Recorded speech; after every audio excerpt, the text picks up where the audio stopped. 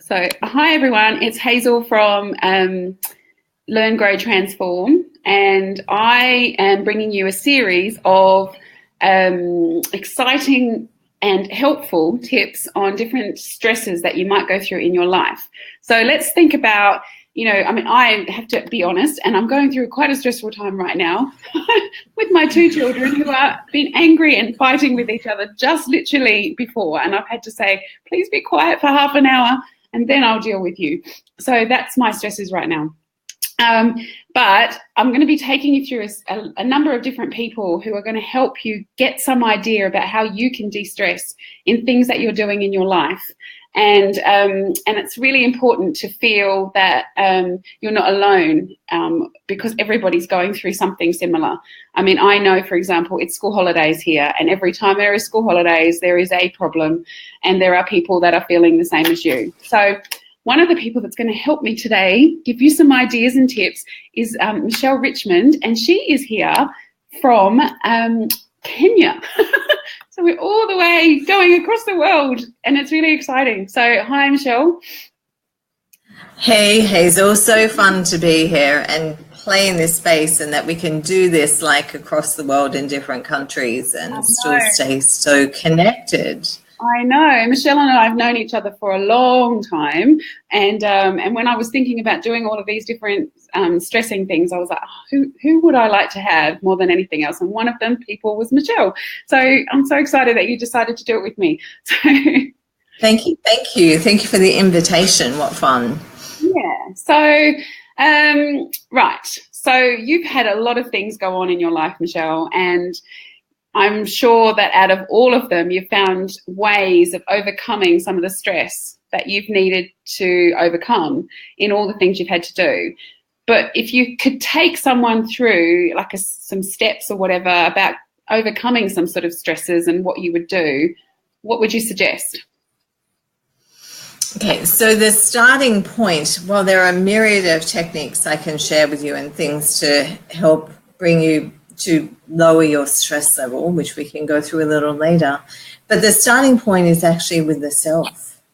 The starting point, we often look for answers outside of ourselves. We look for techniques and things that we can use and things that we can listen to support us to de-stress. But the starting point is actually giving yourself permission to put yourself first.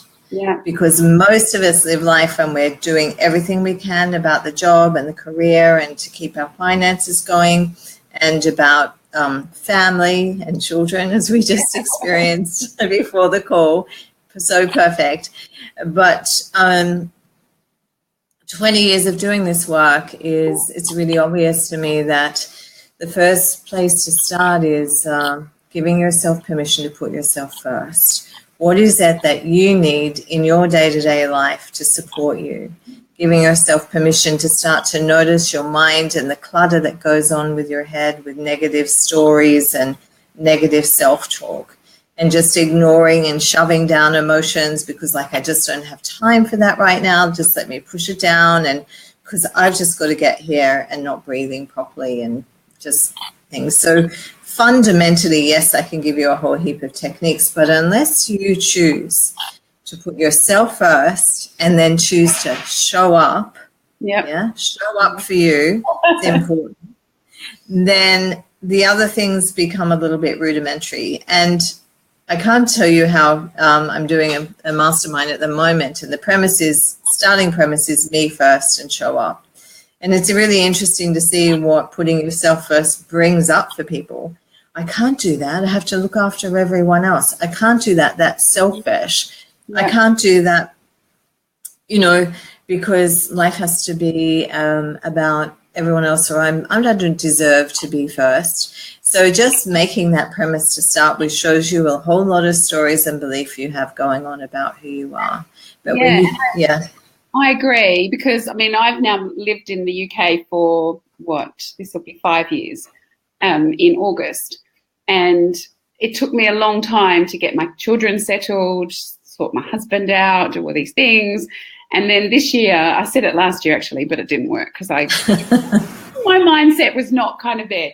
But this year I have really put my focus in, this is about Hazel, this is about my year, about my business, what I want to do. You know, the children are older now, so although there was a bit of issue before, but they are older, and you know, I find that I can put a little bit more of what I need into me, you know, and so, you know, tomorrow, for example, is my birthday. So, oh, happy birthday! So I'm actually going to a networking lunch and spending time with these lovely ladies that I go to networking with, and it's kind of nice for me because I don't have my friends and I don't have my mum and dad close by, so it's kind of like, oh right, that's where I'm going, and then out with my sons in the evening. So it's kind of, you know, I'm excited about the fact that I am putting myself forward. But I do like that, Michelle, because I think that's one of the things that most of us don't, especially mums. You know, wives and mums, we kind of go, no, you know, we have to do everything that everybody else wants. Yeah, super mum. We can take the super mum suit off or the superwoman suit off and actually just come back in and be. It takes a capacity to be real, and it takes a capacity to be truth with yourself, like, and ask yourself, you know, what's right for me in this moment, and start to notice when you are inauthentic with yourself and you say yes to things you don't want to do, you go places you don't want to go, you create a life that's really not serving you. But when you're full, you know, when you feel enriched inside, when you make time for you and you nourish you, then you have a much greater capacity to hold space for your job, for your family, for your friends, for everything that you're creating in your life. But if your tank is empty, that is where the disconnection comes in, and might be a little bit of unrealized resentment even, or being peeved off. So when you put yourself first, it offers that return to wholeness, an opportunity to be truthful with yourself and to fill up your tank. And then you have more energy, you have more clarity, your brain functions better, okay. Everything works better. Can I ask you a question? Imagine if someone's listening to this and then they say, okay, Michelle, that all sounds great, but how do I get myself out of this routine that I'm constantly in, where I have to feel like I've got to do something for everybody? Is there a way of changing my mindset to get to where I need to be, to look after me first? Yeah, absolutely. Looking after myself first, 24 hours a day. Just, having a focus that's me. How can someone get... Absolutely. Because it has to happen in the fullness of the life that we exist, right? We're not going to go onto a deserted island and just, drink cocktails and have massage. That would be cool. But, the reality is we still have to do life to the fullest. So the first point is actually give yourself permission. You have to say yes to putting yourself first. And then you start exploring. Once you say yes, you'll notice when you start to check in with yourself with, am I doing this because this is what I'd love to do, or am I doing this because I fear something? I fear not getting the next promotion. I fear not being enough. I fear not being accepted. If you get invited out for a cup of coffee, it's like, does this serve me right now? Mm-hmm. If it's with your kids, like you said, they were just pushing the boundaries around the Xbox and screaming, and you could have said, yes, I'm going to give in to you right now because I've got to do this call and I'm going to let you go back on the Xbox. But really, it's a little bit of an extended one. It's right. The long-term thing is you teaching your children clear boundaries. Mm-hmm. So you're putting even in, that's a great example of it's actually, it's not comfortable right now, but they're actually very quiet at this minute, by you saying, this is what I want. And I'm unwavering. I'm not going to give in to you and give the Xbox back. I'm just going to tell you to be quiet. And what you're teaching your children in that moment is really clear boundaries. One of the things that I find is lots of people...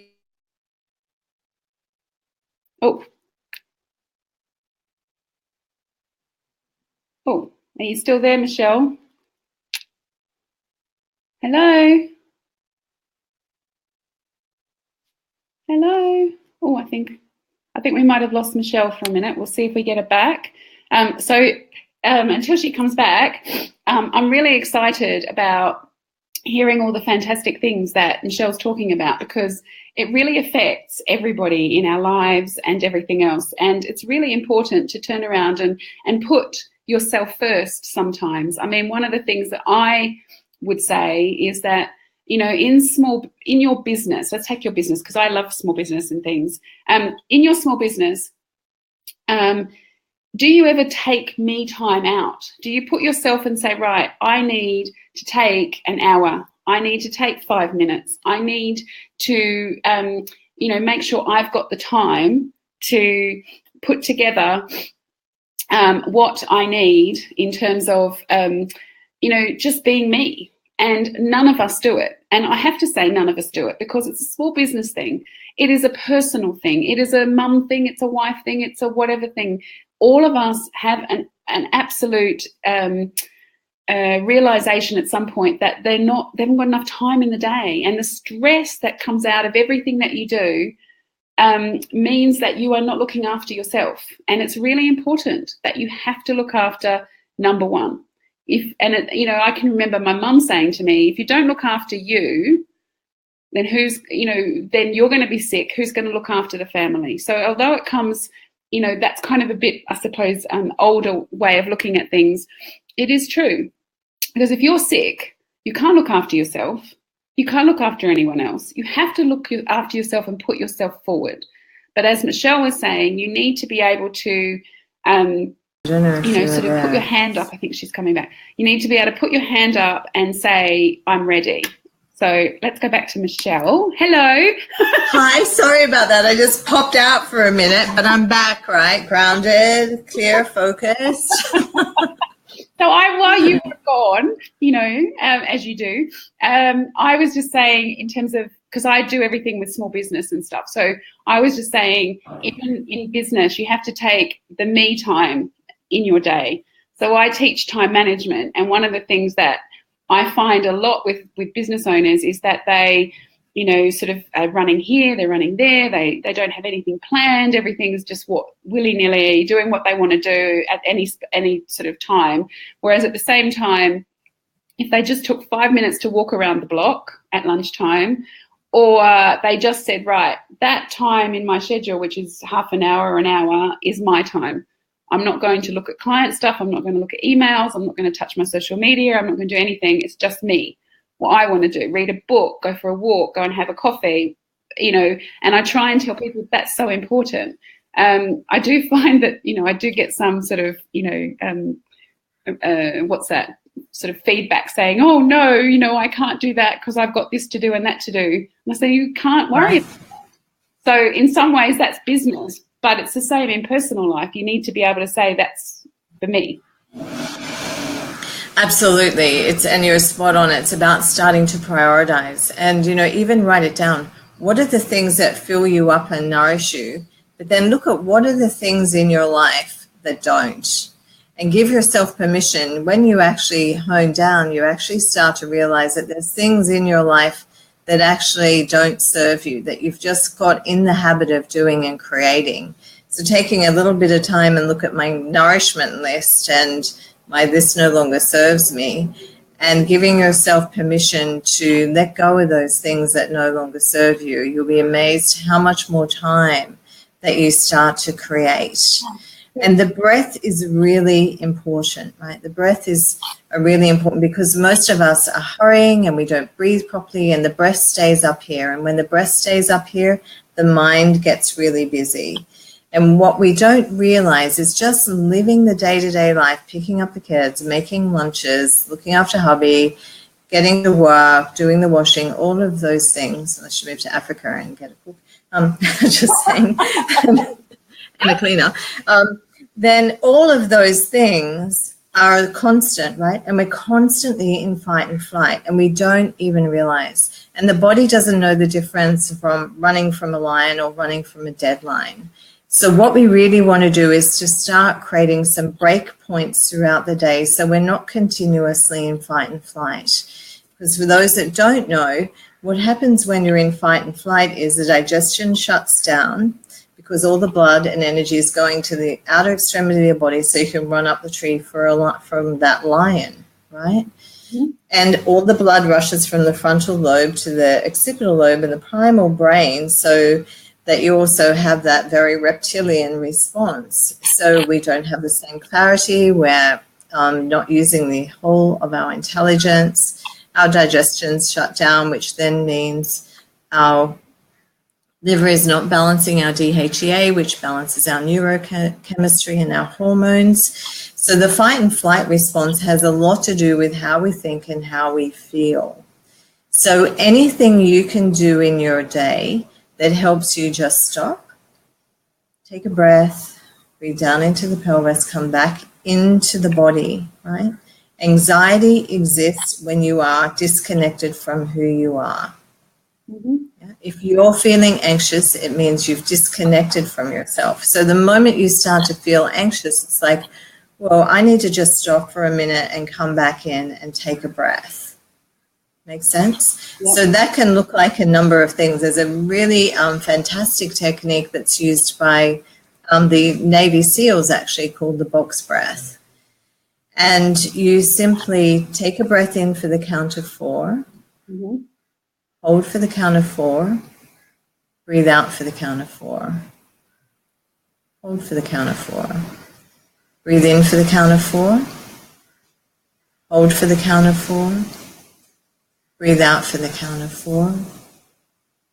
Hold for the count of 4. And you notice that you start to, just in those couple of breaths, you start to come back in, right? You start to reconnect.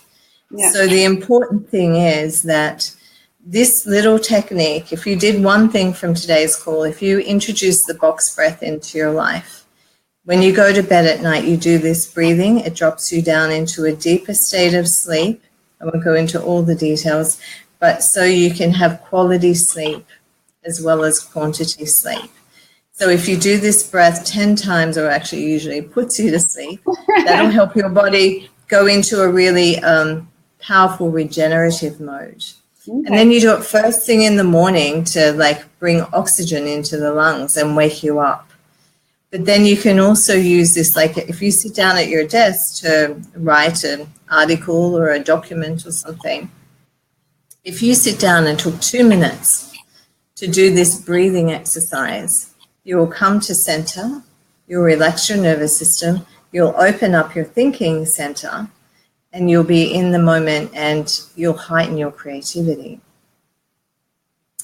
I have one client who travels around the world 104/7, just crazy schedule, although he has cut that back since he found his value. It's interesting what he was looking for, even though he's a hugely successful man, he was still looking for value at 50 years old. Right. So part of it is starting to own our value and our worth and that we are enough. What he would do is, as soon as he got on the plane, he would do the box breath. If he was going from meeting to meeting to meeting, when he got into the cab or the car, before he rushed off to the next meeting, before he looked at his phone and his emails and his text messages, he'd take 1 minute and do that breath and come back in, reconnect, come back to center. Does that make sense?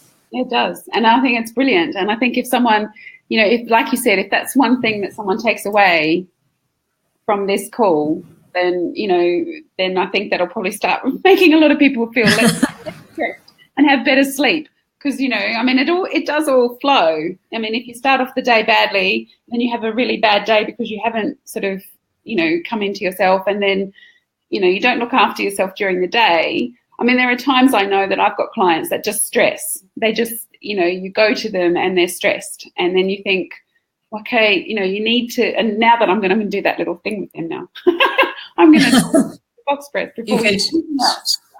Exactly. Yeah, the love. Take that minute. I used to always start a board meeting for my foundation, just getting everyone reconnected, and it opens up the intuition, Mm.